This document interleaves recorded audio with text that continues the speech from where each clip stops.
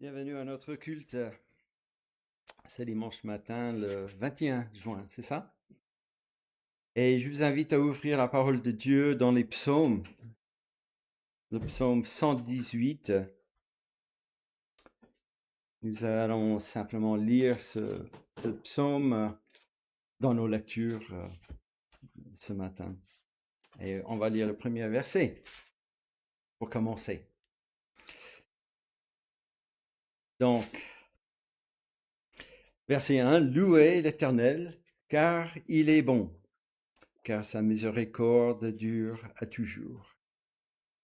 Et cette phrase est répétée plusieurs fois dans ce psaume. Et effectivement, la miséricorde de notre Dieu dure éternellement. Et nous sommes là pour l'adorer.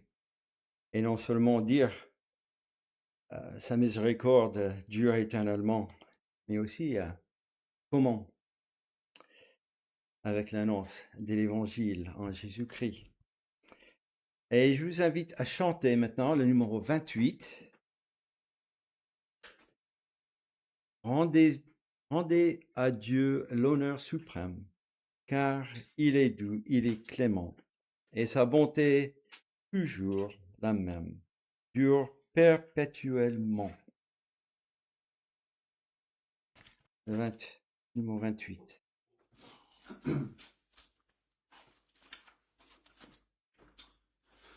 Rendez à Dieu l'honneur suprême, car il est doux, il est clément, et sa bonté toujours la même, dure perpétuellement.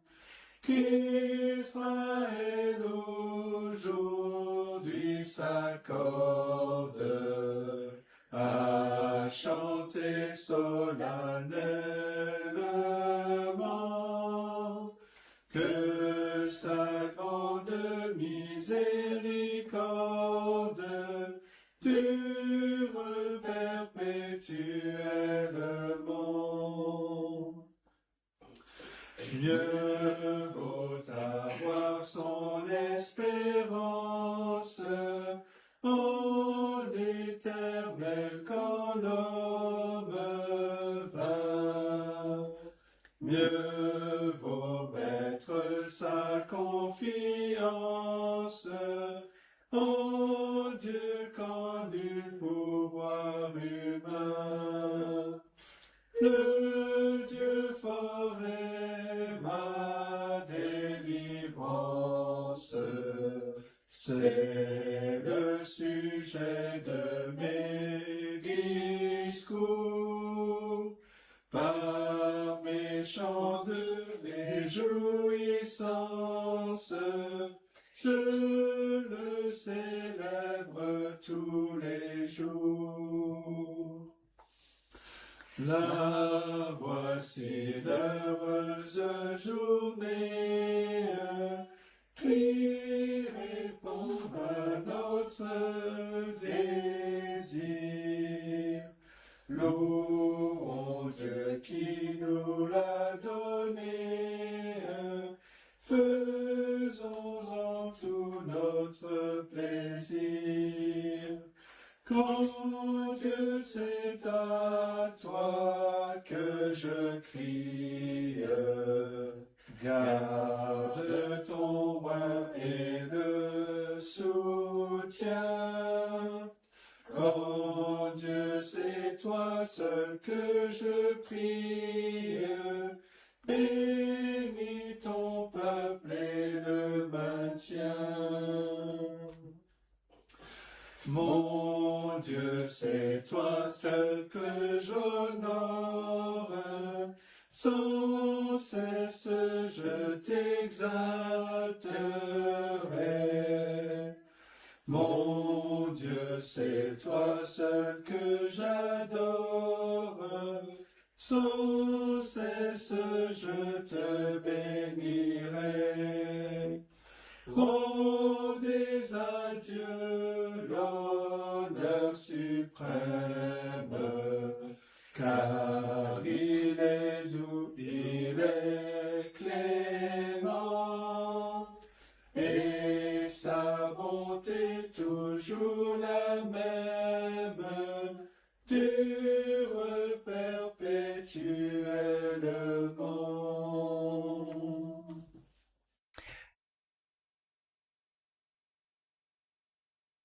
Oui, notre Dieu, notre Père céleste, nous te louons.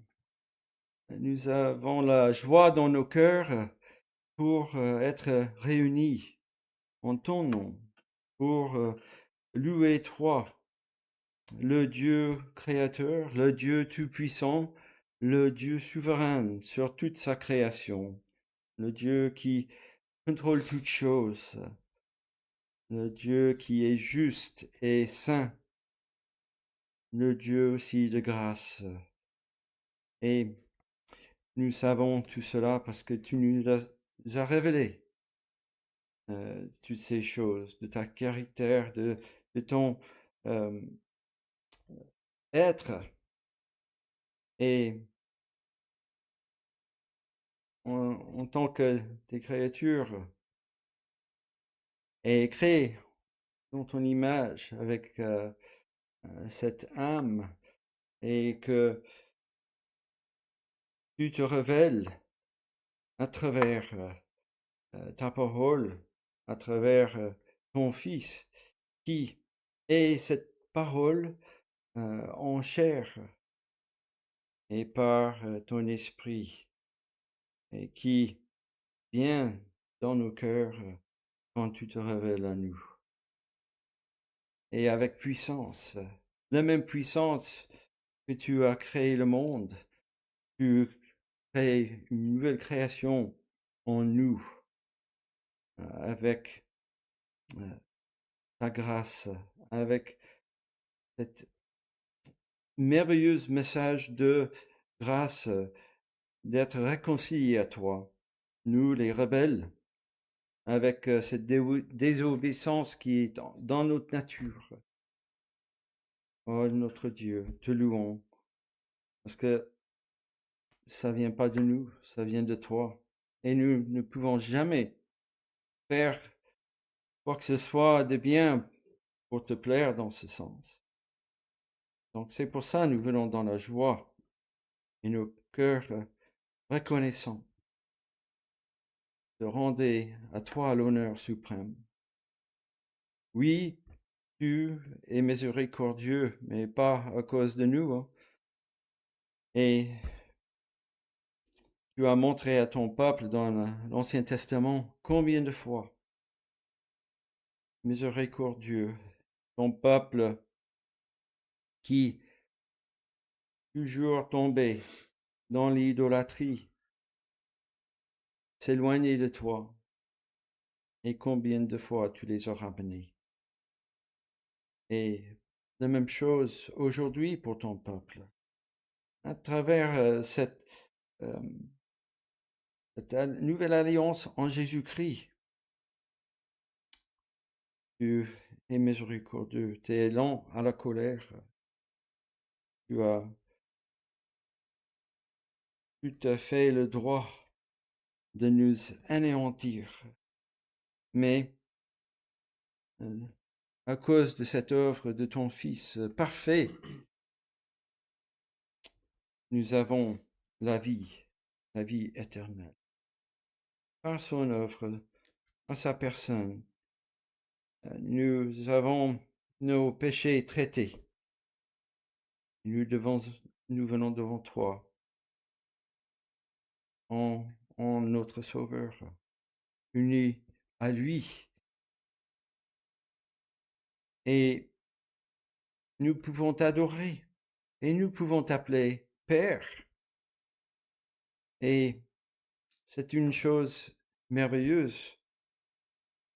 C'est toi qui te donné ce nom Père et que tu nous instruis de venir à toi et t'appeler Père. Tu es ce modèle de Père parfait et nous devons mettre de côté nos expériences personnelles et nos pensées de nos pères terrestres qui sont passés devant nous et nous aussi qui sommes pères. Nous savons que nous sommes loin de ce modèle. Non, tu es ce Père parfait et ce Père qui vient à ses enfants avec cette miséricorde et grâce perpétuellement, toujours. Et le Fils est ce Fils aussi modèle parfait, parce qu'il t'a obéi parfaitement et il a accompli ce salut que tu nous montres dans ta parole. Et en lui, nous avons cette assurance que c'est traité nos péchés par Christ. Tous nos efforts pour essayer de faire cette œuvre de salut, c'est en Christ. Alors, quel jour quel jour de joie c'est aujourd'hui. Alors, nous demandons que tu nous rappelles de ces choses merveilleuses pendant ce culte, pendant les chants, pendant la lecture de ta parole, nous rappeler que nous sommes tes enfants, hein, tes fils et ces filles adoptés par la grâce qui découle de l'œuvre de notre Sauveur. Que tu nous bénis en ces instants ensemble. Et en Christ, nous te demandons. Amen. Donc, nous allons dans le psaume 118. Ce n'est pas la première fois que nous avons lu ce psaume, pas la dernière fois. Alors, la miséricorde dure toujours, répétée plusieurs fois. Et à cette époque, le psalmiste, il le reconnaît. Parce que tant de fois, l'Éternel les a délivrés, les a remontés. Et c'est aussi un bon cantique, un bon psaume pour nous dans notre adoration. C'est un psaume qui est associé avec la célébration de la Pâque. Nous avons des mots de maison de Dieu, le sacrifice, l'autel, dans ce psaume, les derniers versets, 26, 27. Et aussi, c'est cité beaucoup de fois dans le Nouveau Testament. Donc, même Jésus-Christ lui-même avait cité ce psaume et appliqué des versets à lui. C'est aussi, ça c'est le verset 22 par exemple. Et vous vous rappelez cette procession, cette entrée à Jérusalem en Matthieu chapitre 21. Nous voyons cette image ici aussi dans les versets 19 par exemple, où nous voyons une procession qui entre par ces portes de justice, n'est-ce pas? Et même le jour à Jérusalem, où avant sa crucifixion, il est entré à Jérusalem et le peuple chantait les louanges à lui.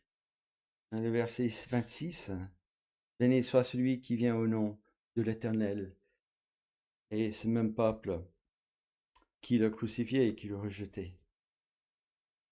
Donc, que ce psaume soit pour nous un bon rappel de ces choses.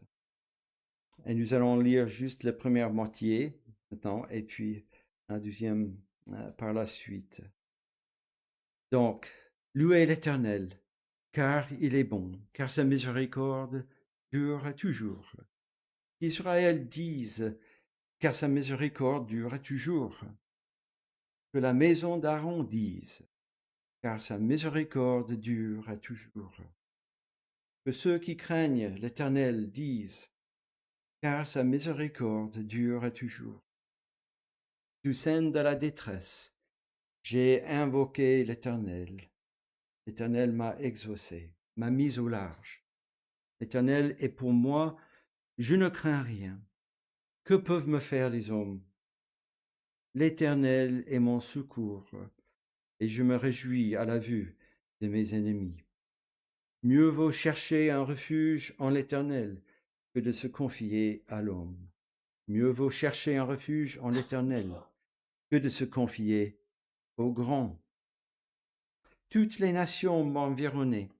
Au nom de l'Éternel, je les taille en pièces. Elles m'environnaient, m'enveloppaient. Au nom de l'Éternel, je les taille en pièces. Elles m'environnaient comme des abeilles. Elles s'éteignent comme un feu d'épines. Au nom de l'Éternel, je les taille en pièces. Ils me poussaient pour me faire tomber, mais l'Éternel m'a secouru. L'Éternel est ma force et le sujet de mes louanges. Il est devenu mon salut. Des cris de triomphe et de salut s'élèvent dans les tentes des justes. La droite de l'Éternel manifeste sa puissance. La droite de l'Éternel est élevée. La droite de l'Éternel manifeste sa puissance. Et nous allons chanter, continuer notre louange, le numéro 68. 68.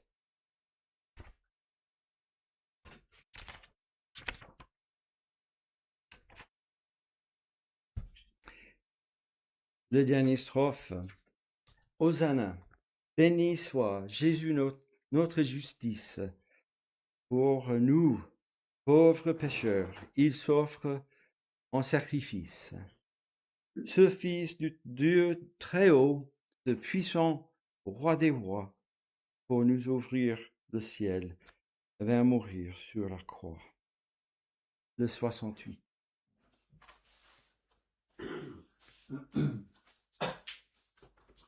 Hosanna, béni soit le Sauveur des bonheurs, qui vers nous plein d'amour descend du sein du Père. Béni soit le Seigneur, qui vient des plus hauts cieux, apporter aux humains un salut glorieux, un salut glorieux. Hosanna, béni soit le prince de la vie, que de joie en son nom, notre âme soit ravie. Comme des accents nouveaux, elle éclate aujourd'hui, que tout enfant de Dieu tressaille devant lui, tressaille devant lui. Hosanna, béni soit cet ami charitable, que le plus grand pécheur va trouver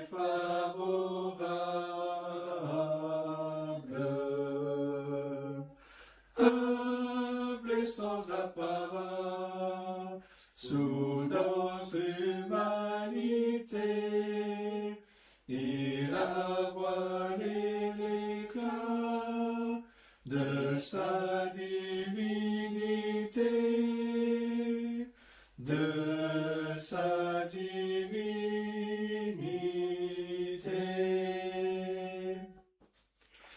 Hosanna, béni soit Jésus notre justice, pour nous pauvres pécheurs, il s'offre en sacrifice. Ce Fils du Dieu très haut, ce puissant roi des rois, pour nous ouvrir le ciel, vint mourir sur la croix, vint mourir sur la croix. Et donc, nous allons continuer notre lecture dans le psaume 118. Donc, verset 17. Je ne mourrai pas,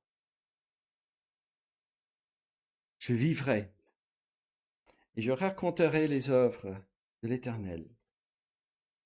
L'Éternel m'a châtié, mais il ne m'a pas livré à la mort. Ouvrez-moi les portes de la justice, j'entrerai, je louerai l'Éternel. Voici la porte de l'Éternel. C'est par elle qu'entrent les justes. Je te loue parce que tu m'as exaucé, parce que tu es devenu mon salut. La pierre qu'ont rejetée ceux qui bâtissaient est devenue la principale de l'angle. C'est de l'Éternel que cela est venu. C'est un prodige à nos yeux. C'est ici la journée que l'Éternel a faite. Qu'elle soit pour nous un sujet d'allégresse et de joie. Ô Éternel, accorde le salut. Ô Éternel, donne la prospérité. Béni soit celui qui vient au nom de l'Éternel. Nous vous bénissons de la maison de l'Éternel. L'Éternel est Dieu, et il nous éclaire. Attachez la victime avec des liens. Amenez-la jusqu'aux cornes de l'autel. Tu es mon Dieu, et je te louerai. Mon Dieu, je t'exalterai. Louez l'Éternel, car il est bon, car sa miséricorde dure. Que Dieu ajoute sa bénédiction à la lecture de sa parole. Et nous allons chanter le numéro 27.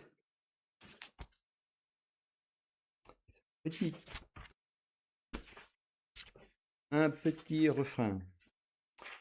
Voici le jour que le Seigneur a fait, qu'il soit pour nous un sujet de joie. Et après, nous allons,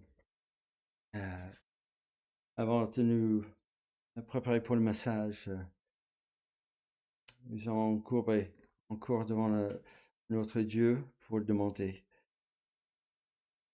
Il nous aide à saisir la prédication. Donc, chantons le numéro 27.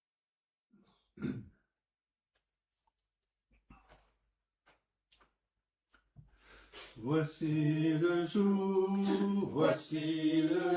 que le Seigneur a fait, que le Seigneur a fait. Qu'il soit pour nous un sujet de joie, un sujet de joie. Voici le jour que le Seigneur a fait. Qu'il soit pour nous un sujet de joie. Voici le jour que le Seigneur a fait. notre Dieu.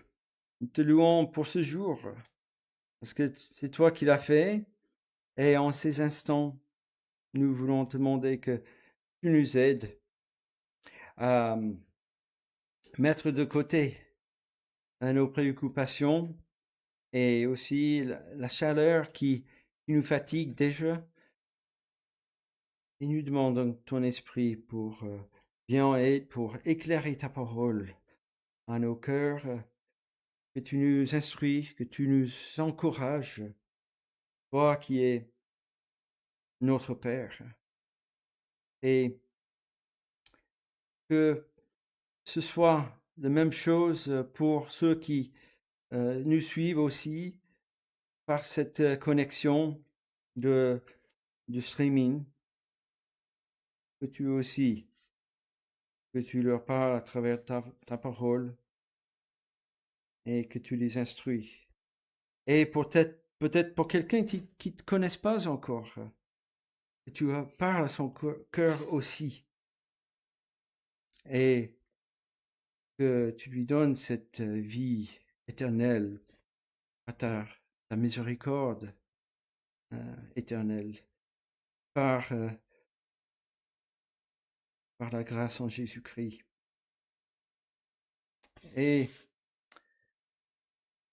pour tous ceux qui sont dans cette pièce, nous demandons que tu nous aides. Et pour ceux qui sont loin, qui nous suivent, qu'ils ne sont pas loin de toi. Et que tu les bénis. C'est notre prière pour ton Église partout sur ce planète qui tourne parce que tu le fais tourner. Et pour ton peuple qui se lève pour proclamer l'Évangile. Nous demandons encore un jour de miséricorde de ta part et de grâce. Et que tu donnes la vie à des âmes que tu as connues d'avance et que tu as aimé. Donc, bénis ces instants, donne à ton serviteur aussi la force physique et spirituelle pour expliquer ta parole à nous. En Jésus-Christ, nous demandons. Amen. Le 29 maintenant. Un dernier. On tourne la page. 2 pages. Dieu, je te loue, car tu m'as répandu et tu m'as envoyé ton salut. Numéro 29.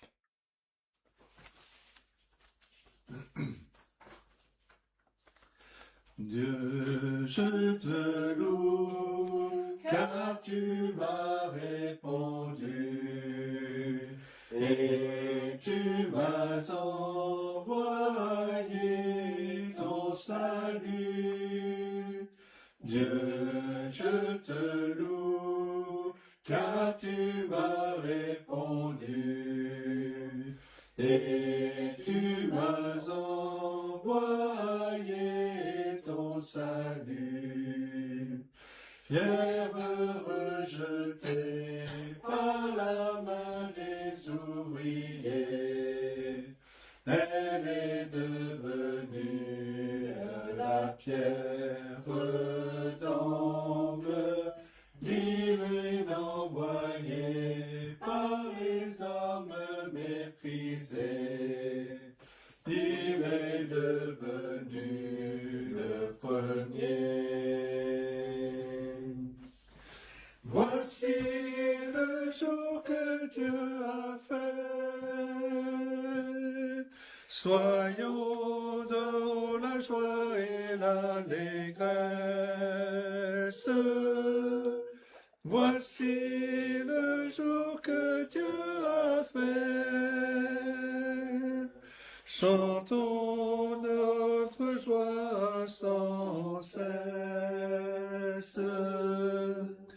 Pierre rejetée par la main des ouvriers, elle est devenue la pierre d'angle, divine envoyée par les hommes méprisés. Il est devenu le premier. Il est devenu le premier.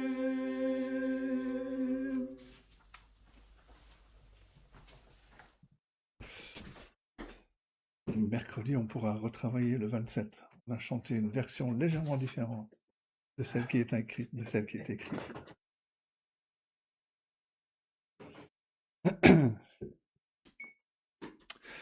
Bien, je vous invite à ouvrir la parole de Dieu dans la lettre de Paul aux Colossiens, chapitre 3.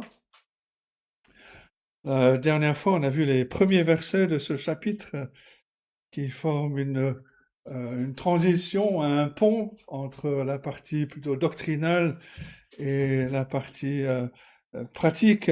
Et donc ce matin, nous abordons cette partie pratique à partir du verset 5. Nous allons lire jusqu'au verset 8.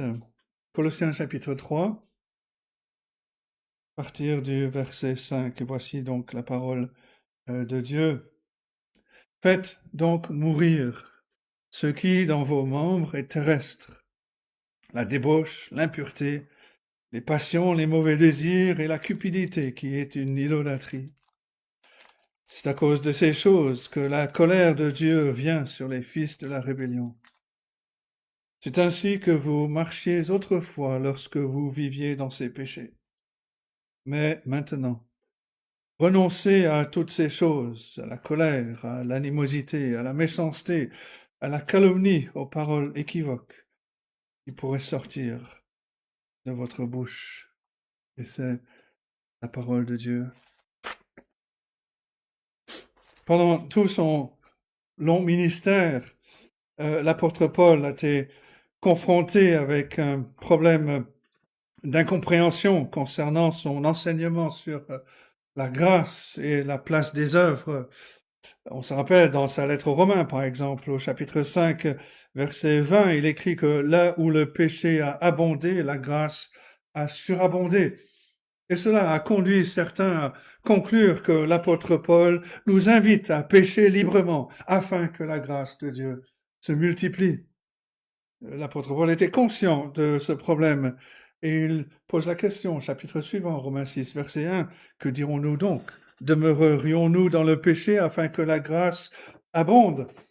Et sa réponse montre que personne parmi ceux qui sont véritablement venus à Christ dans la repentance et la foi, personne ne peut jamais penser de cette façon. Il le dit au verset suivant, Romains 6, verset 2, « Loin de là, nous qui sommes morts au péché, comment vivrions-nous encore dans le péché ?» Et cette situation se retrouve dans cette lettre aux Colossiens. L'apôtre Paul, on se rappelle, a vivement attaqué les légalistes qui enseignaient, par exemple, au verset 21 du chapitre 2, ne prends pas, ne goûte pas, ne touche pas. Et l'apôtre est très loin d'être laxiste en ce qui concerne la morale chrétienne, mais il insiste sur une approche qui est bien plus profonde que simplement la répression des mauvais comportements. Comme j'ai dit, l'apôtre commence ici sa partie pratique de la lettre et il appelle les croyants à une réponse radicale au péché, une réponse qui va refléter l'union du croyant avec le Seigneur Jésus-Christ victorieux. Faites donc mourir ce qui dans vos membres est terrestre. Au lieu de se contenter d'enfermer ces bêtes sauvages du péché dans des cages où elles resteraient vivantes, où elles resteraient à l'affût, la solution de l'apôtre Paul est plus radicale. Ces bêtes du péché doivent être mises à mort. On ne va pas se contenter de s'attaquer aux symptômes, la méthode véritable s'attaque à la racine. Une fois que le croyant a reçu une vie nouvelle par le Saint-Esprit dans la régénération, qu'il a été pardonné de ses péchés, l'étape suivante, si on peut dire, dans sa croissance, c'est la mise à mort du péché résiduel. Et c'est le premier point, la mettre à mort le péché. Le chrétien ne peut pas prendre à la légère la réalité du péché, il ne peut pas le tolérer, il doit, Paul nous dit, mettre à mort, c'est-à-dire réprimer cette nature corrompue, c'est maîtriser toutes ces affections, ces actions illicites qui ont l'habitude de découler de cette nature corrompue. On peut l'aborder de différentes manières. Il y a la détermination à résister au péché. Il y a le fait de chercher à éviter les occasions qui nous incitent à pécher. Il y a aussi le fait d'utiliser les moyens de grâce qui nous sont donnés. John Owen, un puritain auquel on a fait référence dans notre étude de la lettre aux Hébreux, a écrit un ouvrage intitulé La mise à mort du péché en 1656 et il expose les raisons pour lesquelles les chrétiens devraient s'engager quotidiennement dans la lutte contre le péché. Et bien que, la première chose, bien que les croyants sont morts au péché, et on doit dompter le péché qui demeure encore en nous, le péché résiduel. Sinon, il agira pour nous produire, il agira en nous pour produire le mal. Et John Owen cite l'exemple du roi David.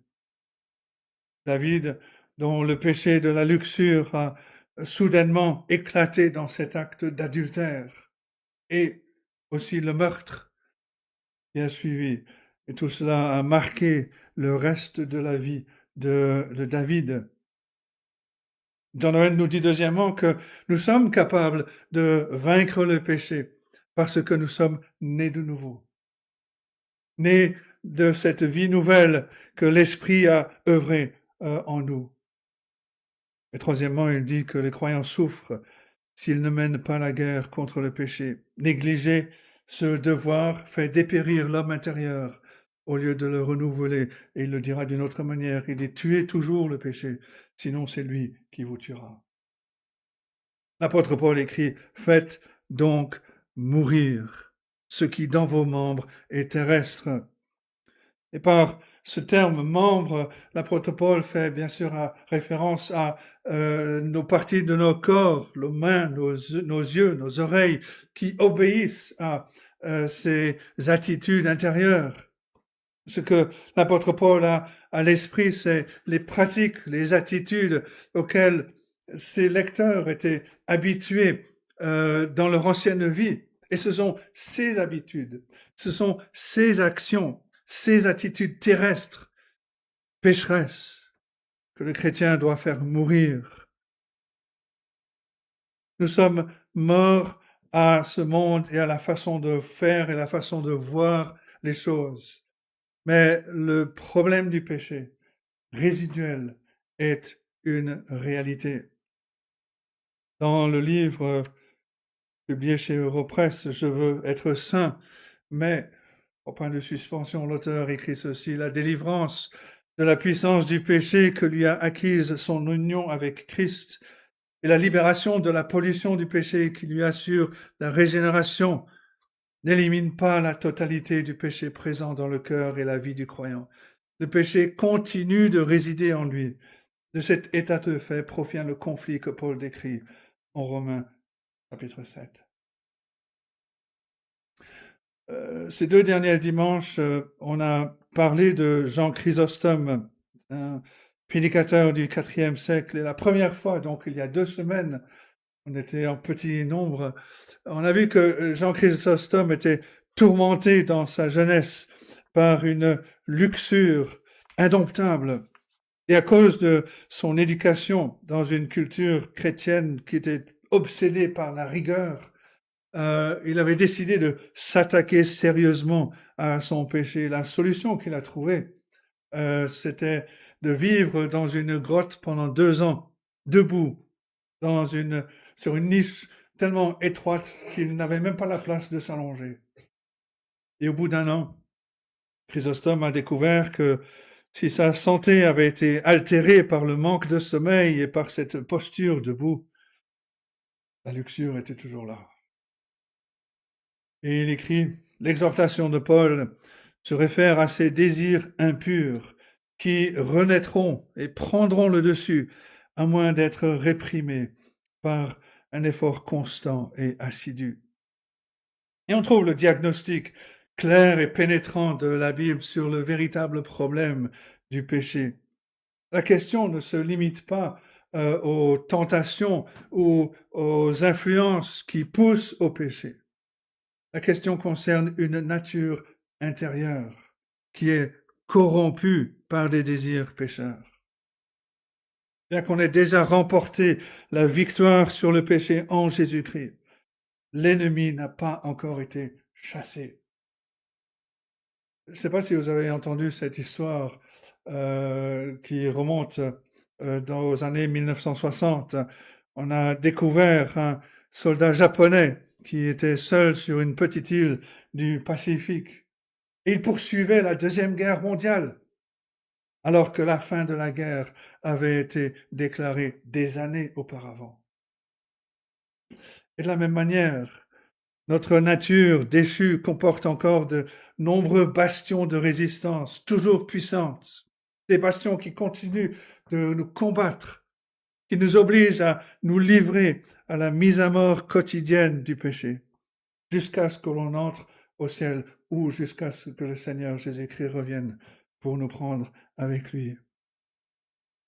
Et parce que nous sommes unis au Seigneur Jésus-Christ dans sa mort, sa résurrection, son ascension, nous menons un combat acharné contre le péché, pour reprendre le titre d'un autre livre, un combat jusqu'à la mort.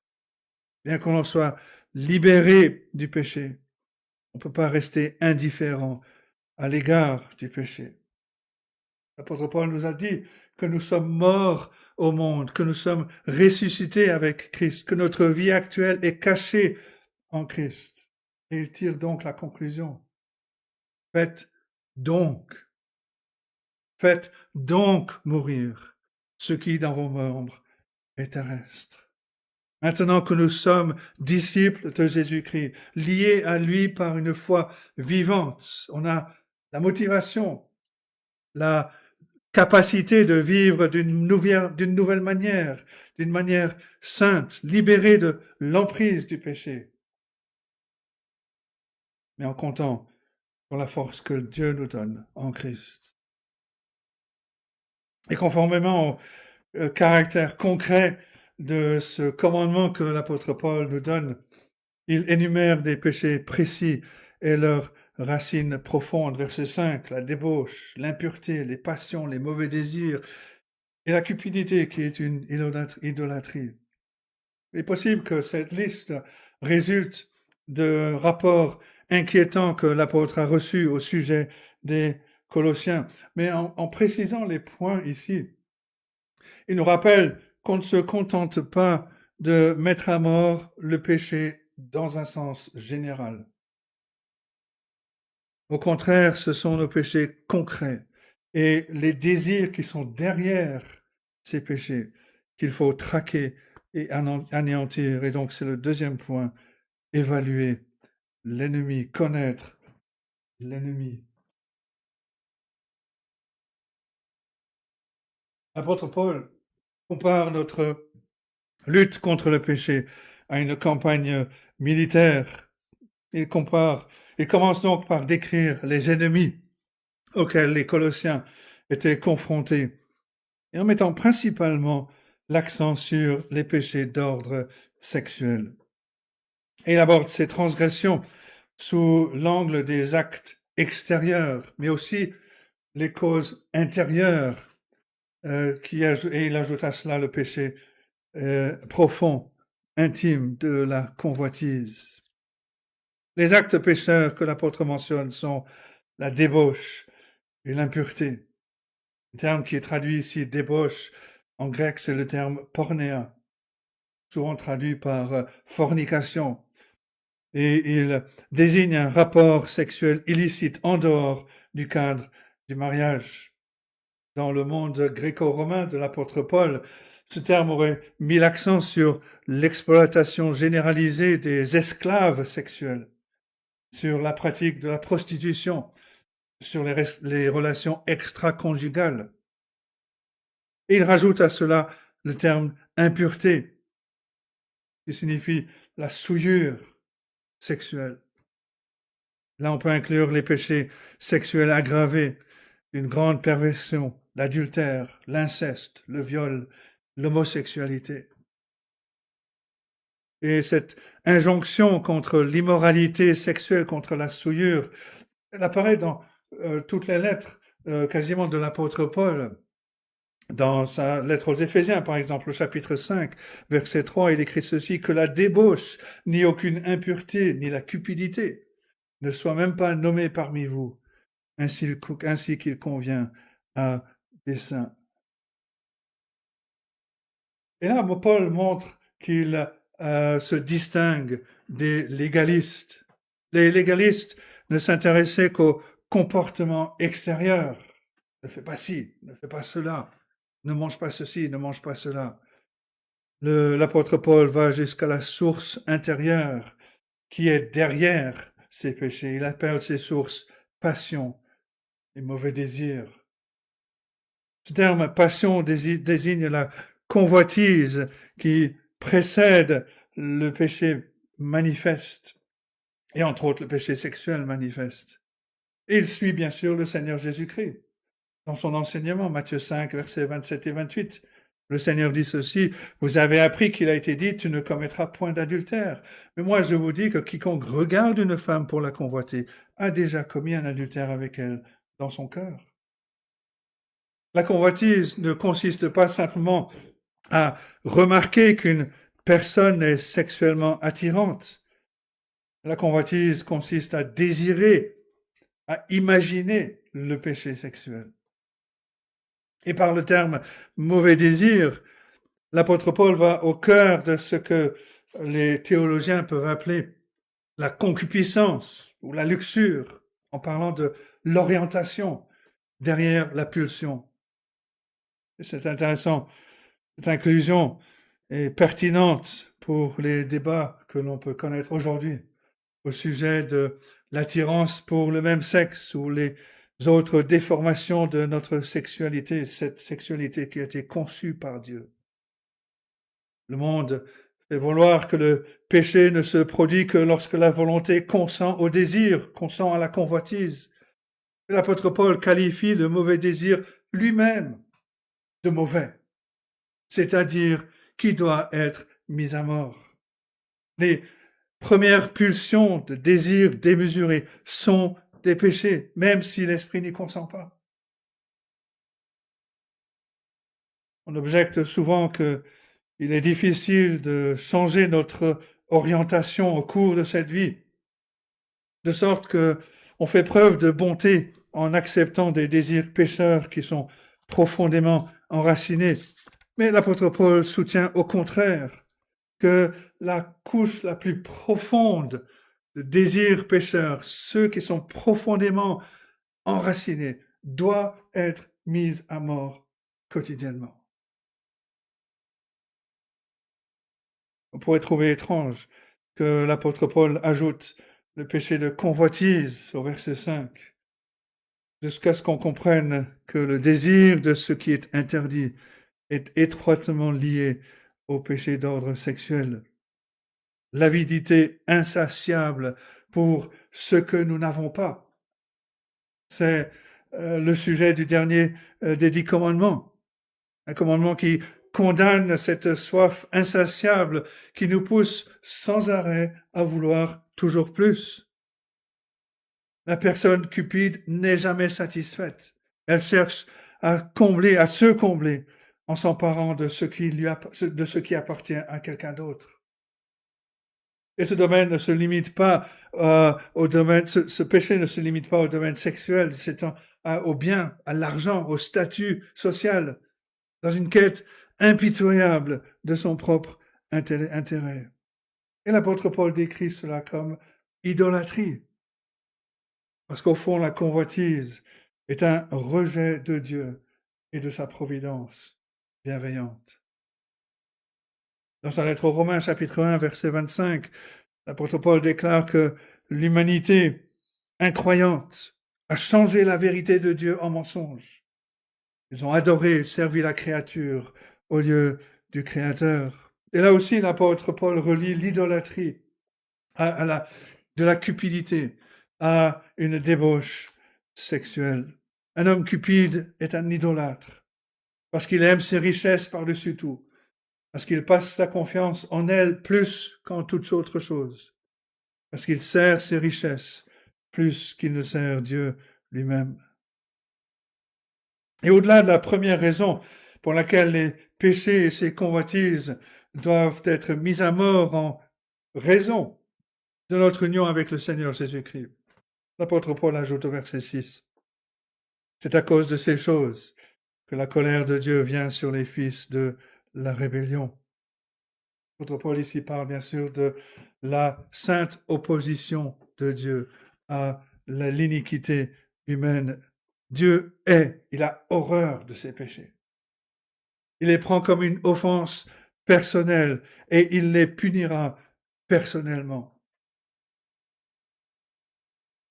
Nous sommes conscients de l'indignation de Dieu face au péché et à la convoitise. Nous voulons donc mettre à mort la racine de ces péchés pour qu'ils ne prennent pas pied, qu'ils ne s'expriment pas par une transgression. Les détracteurs du christianisme, les opposants de l'évangile, considèrent que l'enseignement au sujet de la colère de Dieu contre ces péchés reflète une vision étroite et négative de la sexualité, mais la réalité, bien entendu, est tout autre.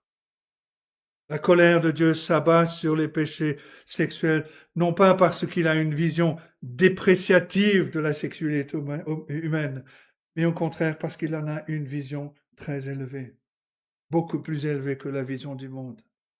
Dieu a conçu la sexualité pour notre bien, comme un lien d'amour, d'alliance, plutôt que simplement un instrument de luxure.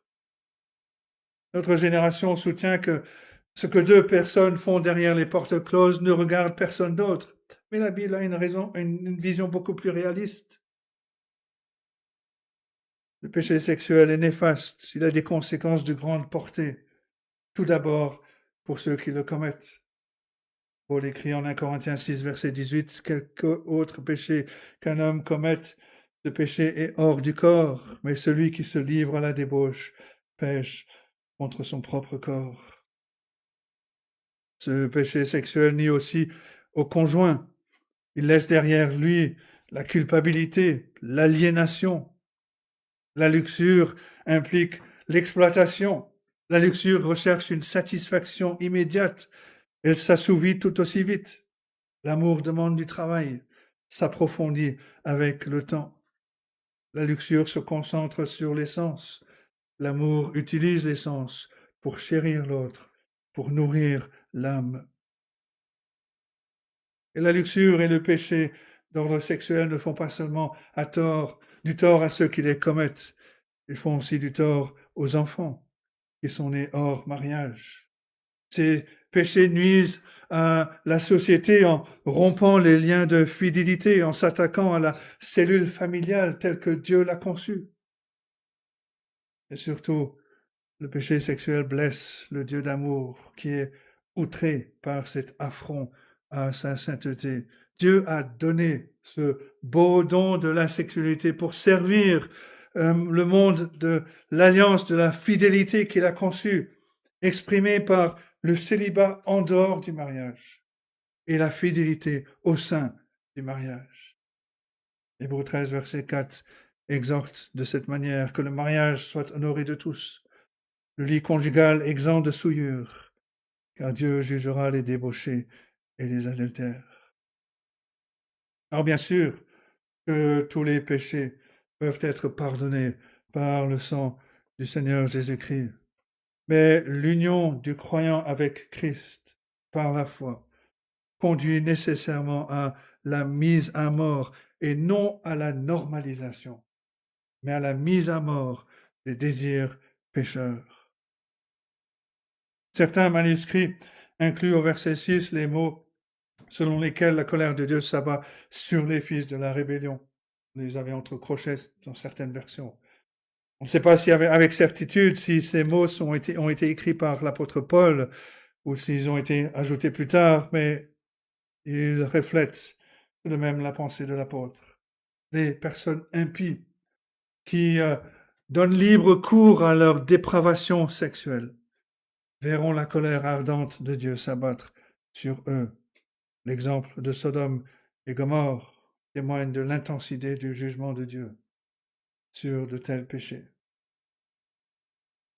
Et comme le dit l'auteur de ce commentaire qui va paraître bientôt chez Europresse, aucun croyant ne voudra donc vivre d'une manière qui laisse penser qu'il appartient en réalité à la même catégorie que ceux qui méritent d'être condamnés. Nous voulons mettre à mort, non pas normaliser ces désirs pécheurs. Et l'apôtre Paul continue au verset 8, il rajoute une liste de vices contre lesquels les chrétiens doivent se prémunir, mais maintenant renoncer à toutes ces choses, à la colère, à l'animosité, à la méchanceté, à la calomnie, aux paroles équivoques qui pourraient sortir de votre bouche. On a d'abord des vices liés à une attitude hostile, alors que la colère de Dieu est sainte, elle est juste, elle est parfaite. La colère et la fureur de l'homme se traduisent par des accès de violence, de méchanceté. Et derrière ces péchés se cache un cœur qui est plein de rancœur, plein de haine. Tous ces vices, d'une manière très réelle, douloureuse, sont profondément néfastes, non seulement pour la vie familiale et la vie communautaire en général, mais aussi pour la vie de l'Église en tant que famille de Dieu. Et une mauvaise attitude conduit généralement à des péchés de parole. C'est pourquoi l'apôtre Paul ajoute la calomnie. Calomnier, c'est répandre des mensonges, des propos dénigrants qui sont destinés à nuire à la réputation d'une personne. Un tel préjudice s'avère difficile à réparer, même quand la calomnie est démentie. Les effets sont dévastateurs. Et enfin, l'apôtre Paul réprimande des paroles équivoques qui pourraient sortir de votre bouche. Une autre traduction dit un langage obscène. Les blagues grossières, les commentaires sexuellement indécents ne sont pas dignes de sortir de la bouche d'une personne qui a été rachetée par le sang de Jésus-Christ. Paul écrit en Éphésiens 5, verset 4, qu'on n'entende ni paroles grossières, ni propos insensés, ni ou équivoques, choses qui sont contraires à la bienséance, qu'on entende plutôt des actions de grâce. Le peuple de Dieu ne devrait ni parler de cette façon, ni même se soumettre en silence aux propos obscènes des autres. Athanase d'Alexandrie au IVe siècle écrit ceci, un homme modeste et pieux supporterait qu'on lui jette des pierres avec plus de patience que d'entendre des paroles obscènes. L'apôtre Paul a identifié les ennemis contre lesquels les croyants, notamment les Colossiens, doivent mener une lutte acharnée. Il leur donne au verset 7 une dernière raison de mettre à mort ce péché. C'est ainsi que vous marchiez autrefois, quand vous viviez dans ces péchés. C'est précisément de cette domination du péché, avec toute sa misère, tout le carnage, que les croyants ont été délivrés par la grâce de Dieu en Jésus-Christ. Et conscients que le péché est le mal qu'il est, les croyants, les chrétiens, plus que quiconque, devraient en être les ennemis implacables. D'autant plus que le péché persiste, il est toujours résiduel dans notre ancienne nature. Dans un certain sens, il est naturel pour les non-rachetés, les incroyants, de se vautrer dans le péché, puisqu'ils sont esclaves de leur dépravation, de leur ancienne nature, dans leur rébellion contre Dieu. Mais le croyant, le chrétien est différent. Nous avons été libérés de notre ancien maître, de ce maître terrible. Alors pourquoi voudrions nous soumettre à lui? Pas étonnant que l'apôtre Jean écrit en 1 Jean 3, verset 6, « Quiconque demeure en lui ne pratique pas le péché. Quiconque pratique le péché ne l'a pas vu et ne l'a pas connu. » Bien sûr, l'apôtre Jean ne voulait pas dire que les chrétiens seraient totalement libérés du péché dans cette vie, puisqu'il dit au chapitre 1 de cette même première lettre et au verset 8, « Si nous disons que nous n'avons pas de péché, nous nous séduisons nous-mêmes, et la vérité n'est point en nous. » Mais l'apôtre Jean et l'apôtre Paul raisonnent de cette façon. Si nous sommes à Christ, unis à lui par son sang rédempteur, si nous avons été ressuscités pour une vie nouvelle, une régénération, si notre foi est tournée vers le Fils de Dieu qui est exalté à la droite du Père, nous ne ferons jamais la paix avec les désirs pécheurs. Même s'ils sont toujours présents, nous ne ferons jamais la paix avec ces désirs pécheurs, mais on cherchera chaque jour à mettre à mort les racines mêmes de nos péchés. En ce qui concerne les péchés auxquels on était autrefois asservis, l'apôtre Paul conclut au verset 8, « Maintenant, renoncez. Renoncez à toutes ces choses. » Il s'agit là de la pratique quotidienne. Il consiste à mettre de côté les désirs, les actes pécheurs, comme on mène une lutte acharnée contre nos convoitises. Et c'est le troisième point, mener la lutte contre le péché. À la lumière de ces remarques, on pourrait penser que Paul va revenir sur son attaque précédente contre le légalisme, au chapitre 2, verset 21, ne prend pas, ne goûte pas, ne touche pas, voire éventuellement contre la rigueur ascétique envers le corps. Mais pour citer John Owen encore une fois, il décrit ces privations comme de vaines méthodes de mise à mort, tout comme l'apôtre Paul le dit. Comme elles ne contribuent en rien à réprimer les désirs pécheurs. Il dit au chapitre 2, verset 23, « Cela est sans valeur réelle. Il ne sert qu'à satisfaire la chair. » Alors quels sont donc les moyens véritables et efficaces par lesquels les chrétiens s'engagent dans la mise à mort du péché? Et John Owen propose 3 stratégies principales qui s'inscrivent pleinement dans la ligne de l'enseignement de l'apôtre Paul. Premièrement, on doit étudier les tactiques de l'ennemi, découvrir les voies, les ruses, les méthodes, les avantages, les occasions qui permettent à la convoitise de triompher. Les puritains étaient connus pour consigner quotidiennement leurs expériences dans un journal, non pas pour dénigrer leurs échecs dans une introspection morbide, mais pour étudier attentivement comment ils étaient tombés dans le péché, quelles étaient les circonstances qui avaient conduit à cette chute. Tout ça dans le but de se montrer plus circonspect, d'être plus sur ses gardes à l'avenir. Les amateurs de foot savent que la Coupe du Monde se déroule en ce moment.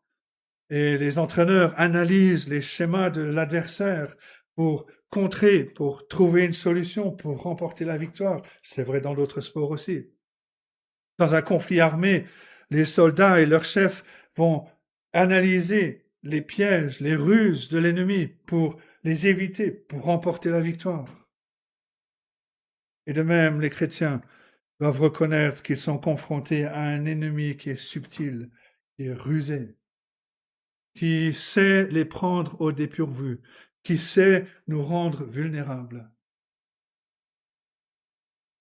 Si on est quelqu'un qui se laisse facilement emporter par la colère, on devrait réfléchir à la situation, aux événements qui ont peut-être déclenché cela et se demander comment y remédier.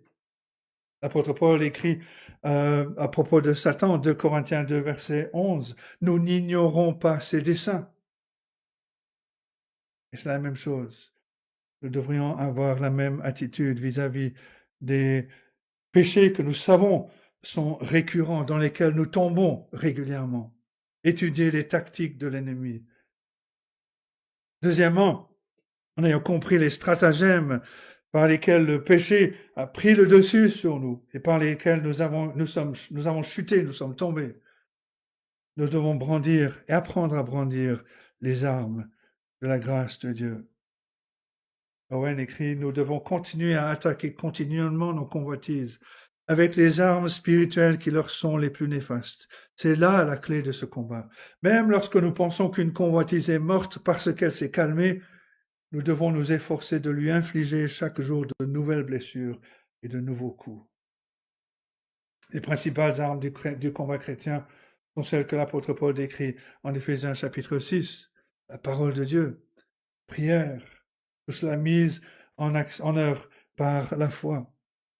Le chrétien qui est vigilant va apprendre la parole de Dieu pour pouvoir s'appuyer sur les versets, pour les utiliser, pour combattre comme le Seigneur Jésus-Christ lui-même a combattu l'adversaire qui sait utiliser la parole, mais dans un mauvais sens. Le Seigneur lui a répondu en utilisant la parole de la bonne manière. Conscient de l'importance de notre combat, le croyant se mobilisera dans la prière pour mener une offensive contre le péché, tout particulièrement quand il sait ou quand il sent qu'il va être tenté dans une circonstance en particulier. Par exemple, quelqu'un qui a pris l'habitude de passer son temps sur Internet ou sur les réseaux sociaux, d'abord va apprendre à commencer sa journée par la lecture de la parole, par la prière, avant d'allumer même son ordinateur. Un chrétien qui prend plaisir à colporter des ragots calomnieux va apprendre à prier avant chaque conversation, pour que Dieu l'aide à parler avec vérité, avec amour, avec un cœur bienveillant. La troisième tactique pour mettre à mort le péché, peut-être la plus importante, il s'agit de cultiver par la grâce de Dieu ce qui, sur le plan spirituel, s'oppose à ce que le péché désire. Si on prend l'exemple des commérages, le croyant vigilant va prier non seulement pour ne pas calomnier, mais il va prier pour s'efforcer de bénir, d'édifier les autres quand il va parler. De cette manière, il va mettre à mort le désir de blesser, mais aussi cultiver le nouveau désir de guérir et de faire du bien par ses paroles. On doit garder à l'esprit que tous les efforts qui visent à vaincre le péché sont vains. Si on n'est pas d'abord né de nouveau par la foi en Jésus-Christ crucifié, ressuscité et exalté. John Owen fait remarquer, à moins qu'un homme ne soit un véritable croyant, qu'il ne soit greffé sur Christ, il ne pourra jamais mettre à mort le moindre péché. Et dans ce livre, Un combat jusqu'à la mort, la lutte contre le péché chez le chrétien, les auteurs citent John Owen encore, page 85 pour ceux qui vont voir le contexte. Et John Owen écrit ceci, « Sans l'aide spéciale et l'assistance de l'Esprit de Dieu, nous ne sommes pas capables par nous-mêmes de nous affranchir tant soit peu de cette pollution. Il est vrai que cela nous est fréquemment prescrit comme un devoir, mais supposer que nous avons le pouvoir de le faire par nous-mêmes, c'est rendre inutile la croix de Christ. C'est pourquoi, par quelque effort ou méthode que ce soit, nous ne sommes pas capables par nous-mêmes de nous purifier de la souillure du péché. Tant que son esprit n'est pas formé en nous, nous ne pouvons accomplir aucun acte qui soit spirituellement bon, ni aucun acte d'obéissance vitale. Notre plus grand encouragement dans ce combat, dans la lutte contre le péché, vient de la victoire remportée par le Seigneur Jésus-Christ, la force qu'il nous accorde par son Esprit. L'apôtre Paul écrit en Romains 8, verset 13, que c'est par l'Esprit que nous faisons mourir les actions du corps.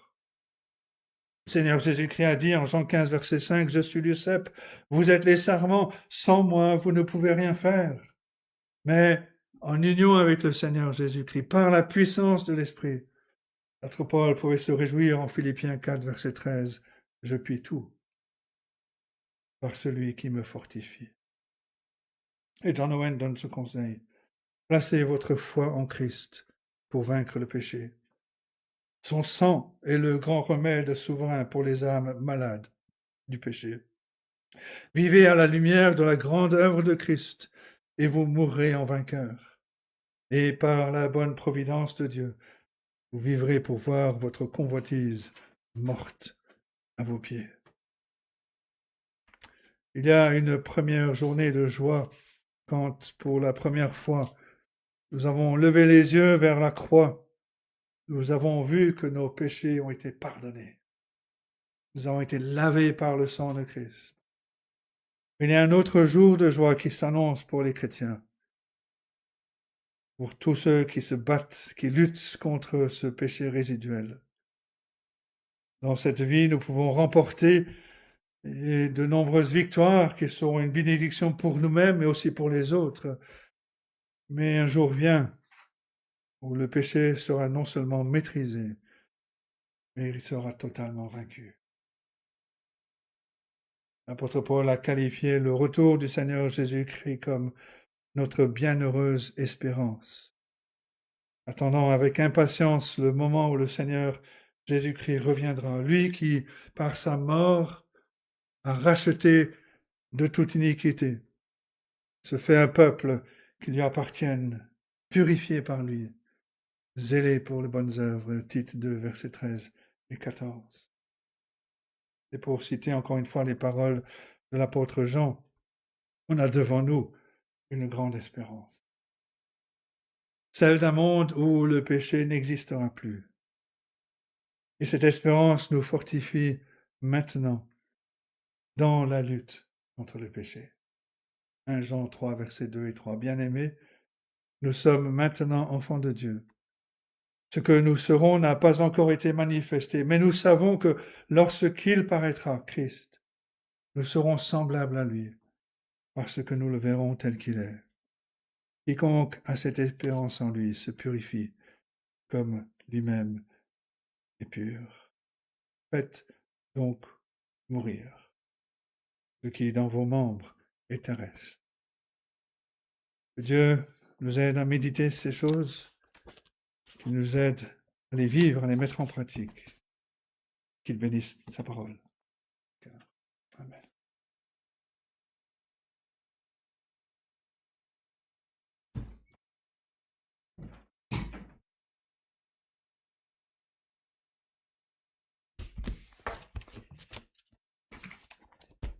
Chantons à deux mains pour te servir. C'est le 286.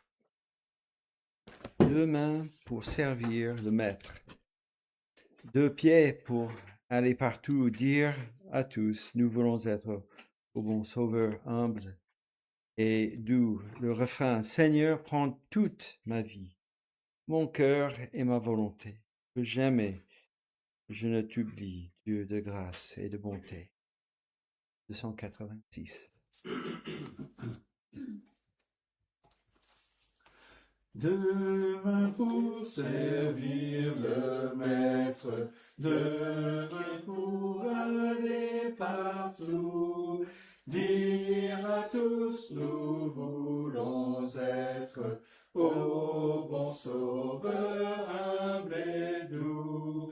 Seigneur, prends toute ma vie, mon cœur et ma volonté, que jamais je ne ne t'oublie, Dieu de grâce et de bonté.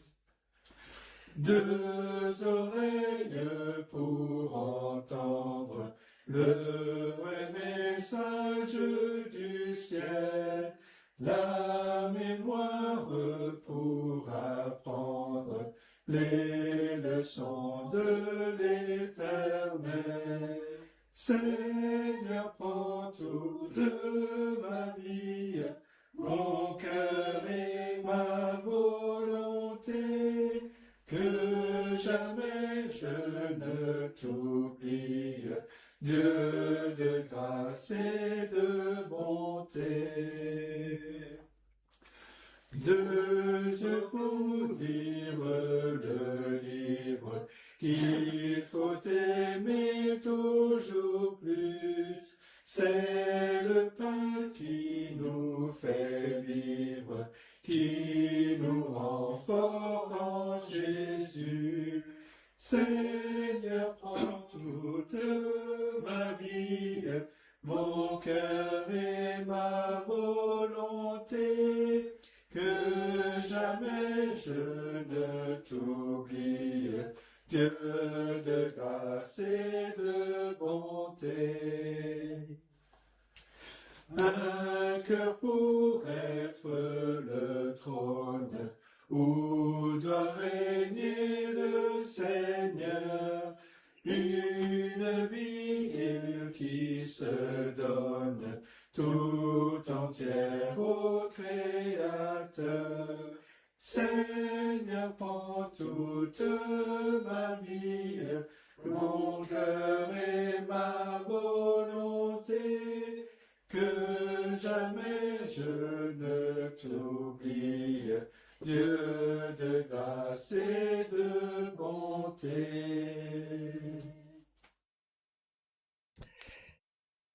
Que le Dieu de paix vous sanctifie lui-même tout entier, et que tout votre être, l'esprit, l'âme et le corps soient conservés irréprochables lors de l'avènement de notre Seigneur Jésus-Christ.